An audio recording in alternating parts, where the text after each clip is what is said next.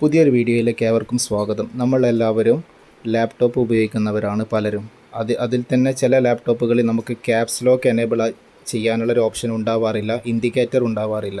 അത്തരം സാഹചര്യങ്ങളിൽ നമുക്ക് ക്യാപ്സ് ലോക്ക് എനേബിൾ ആവുന്നത് മനസ്സിലാക്കാനും പ്രയാസമാണ്. ഇത്തരം പ്രശ്നങ്ങൾ പരിഹരിക്കാൻ നമുക്ക് ഉബുണ്ടുവിൽ ഒരു ടിപ്പാണ് നമ്മൾ പറയുന്നത്. അതിന് നിങ്ങൾ താഴെ പറയും വിധം ഈ സ്റ്റെപ്പുകളൊന്ന് ചെയ്തു നോക്കുക.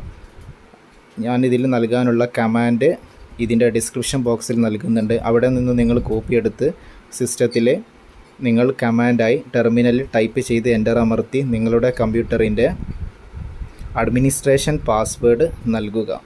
ശേഷം നിങ്ങൾക്ക് എൻ്റർ അമർത്തി കഴിഞ്ഞാൽ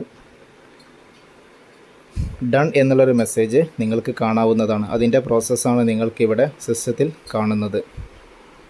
ഇതുപോലെ ചെയ്തു നോക്കിയതിന് ശേഷം നിങ്ങൾക്ക് ഡൺ എന്നുള്ളൊരു മെസ്സേജ് നിങ്ങൾക്ക് വീണ്ടും ലഭിക്കും. എന്നിട്ട് നിങ്ങൾ ടെർമിനൽ ക്ലോസ് ചെയ്യുക. എന്നിട്ട് നിങ്ങളുടെ ക്യാപ്സ് ലോക്ക് എനേബിൾ ചെയ്ത് നോക്കൂ. അപ്പോൾ നിങ്ങൾക്ക് സ്ക്രീനിൽ എ എന്ന് തെളിയുന്നതാണ്.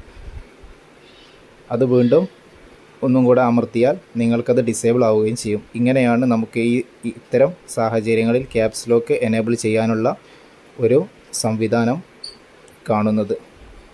അപ്പോൾ നിങ്ങൾക്കെല്ലാവർക്കും ഈ വീഡിയോ ഇഷ്ടപ്പെട്ട് കരുതുന്നു. Thank you.